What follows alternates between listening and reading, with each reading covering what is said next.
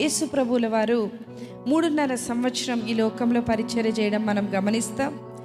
3.5 సంవత్సరాలు పరిచర్య చేసిన తర్వాత ఆయన పరిచర్యను ఈ లోకంలో ప్రాచుర్యం చేయటానికి ఆయన కొద్దిమంది శిష్యుల్ని ఏర్పాటు చేసుకున్నారు. ఒకవేళ యేసు ప్రభు స్థానంలో నేనుంటే ఎవరిని ఏర్పాటు చేసుకుంటాను నాకు శిష్యులుగా అంటే బాగా నమ్మకస్తుల్ని. యేసుప్రభు స్థానంలో నేనుంటే ఎవరిని శిష్యులుగా ఏర్పాటు చేసుకుంటానంటే బాగా కష్టపడే వాళ్ళని, క్రమశిక్షణ కలిగిన వాళ్ళని.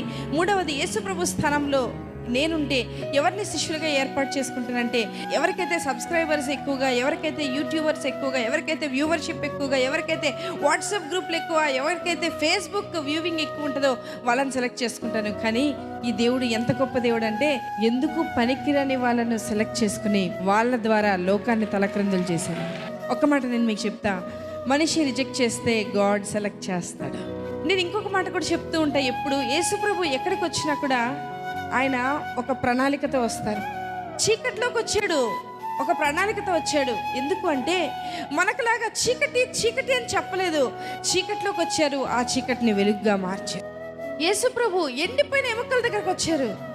ఆయన ఆత్మ ఎండిపోయిన ఎముకల దగ్గరకు వచ్చి యెహెజ్కేలుతో అన్నది, అయ్యా ఈ ఎముకలు బ్రతుకుతాయా?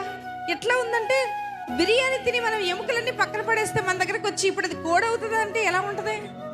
దేవుడి ప్రశ్న మానవ మేధస్సుకి అందనిది, మానవ హృదయానికి అందనిది. ప్రశ్నించాడు. ఏమైనా తెలుసా?